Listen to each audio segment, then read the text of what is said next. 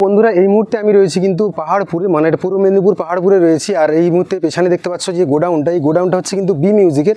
আর এখানেই রয়েছে কিন্তু বি মিউজিকের সেট আপটা, দুখানা সেট আপ অবশ্য তোমরা জানো, একটা হচ্ছে বি মিউজিক, একটা হচ্ছে বি মিউজিক প্রো। দুখানা সেট আপই কিন্তু রয়েছে, একটা গোডাউনের ভেতরে রয়েছে, একটা গোডাউনের বাইরে রয়েছে। অবশ্যই তোমাদের দেখানোর চেষ্টা করছি কোন কোন জিনিসগুলো রাখা রয়েছে, সেট আপগুলো একটু তোমাদের দেখিয়ে দেবো।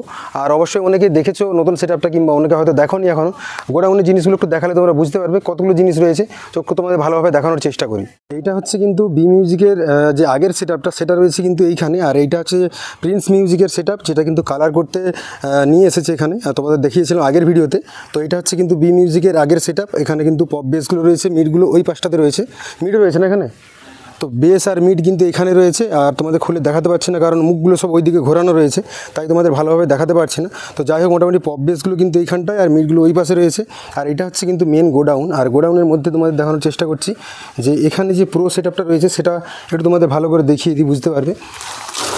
এটা হচ্ছে কিন্তু বি মিউজিক প্রো। অবশ্যই তোমরা নামটা কিন্তু দেখতে পাচ্ছ, এখানে একদম খুব সুন্দরভাবে লেখা রয়েছে, ওপরে বড় করে বি লেখা রয়েছে, তার নিচে লেখা আছে মিউজিক প্রো। তো বি মিউজিক প্রোর এটা কিন্তু একটা পপ বেস। আর এইরকমই কিন্তু পুরো সেট আপটা এখানে রাখা রয়েছে। এইখানে রয়েছে কিন্তু আরও বেসগুলো, এখানে একটা রয়েছে, নিচে আরও একটা রয়েছে, বাদবাকি কিন্তু পরপর মিডগুলো সব ভেতর দিকে রাখা রয়েছে।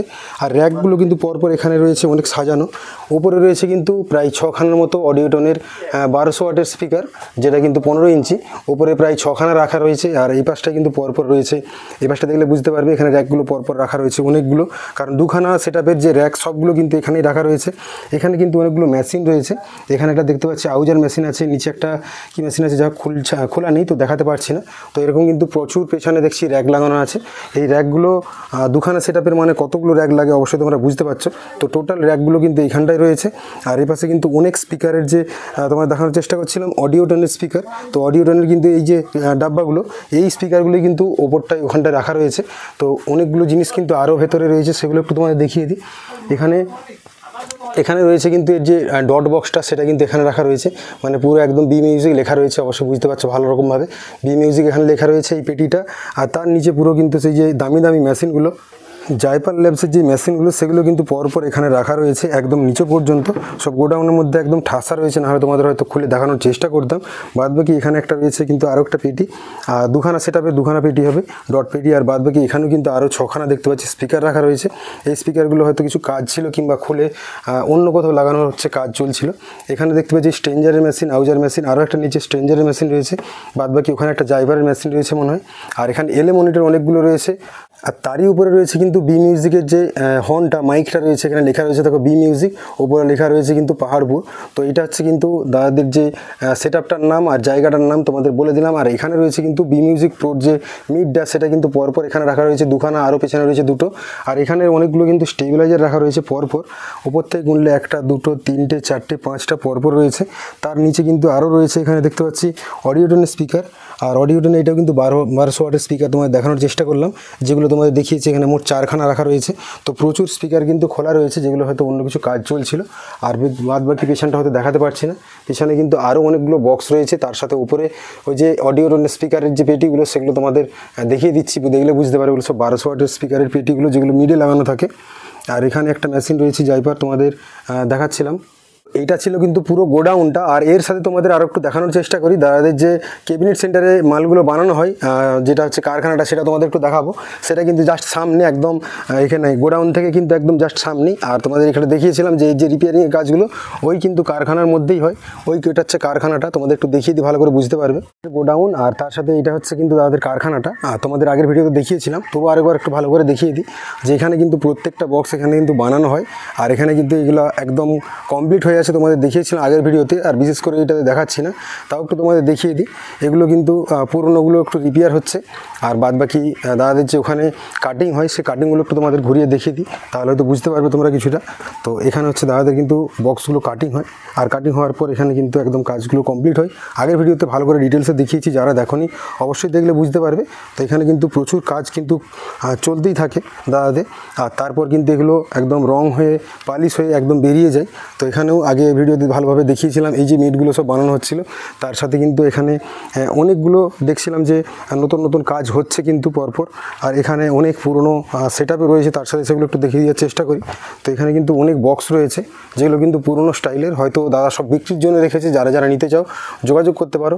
এখানে উপরে একটা এমজে সাউন্ডের ছিল, আর এখানে বিন্দুওয়ালা সেট আপ দেখতে পাচ্ছি। তো এরকম কিন্তু অনেক আগের স্টাইলের সেট আপ ছিল, যারা চাও অবশ্যই যোগাযোগ করে নিয়ে যেতে পারো। এখানে কিন্তু 8-এর বেস দেখতে পাচ্ছি, আর 8-এর বেস কিন্তু এখানে রাখা রয়েছে, আর তারও উপরে কিন্তু অনেক 4-এর মিড রয়েছে। আর বাদ বাকি এখানটাতে তোমার দেখানোর চেষ্টা করলে বুঝতে পারবে, এখানে কিন্তু 4-এর বেস এখনও দেখতে পাচ্ছি অনেকগুলো রয়েছে। এটা বেস না, এটা মিড মনে হয়, হ্যাঁ এটা মিড। এটা হচ্ছে কিন্তু 8-এর মিড।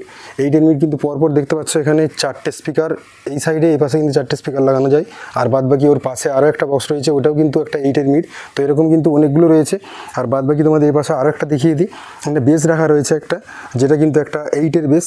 এখানে একটা স্পিকার, 2, 3, 4টে, তো এরকম কিন্তু নিচে 4টে উপরে 4টে।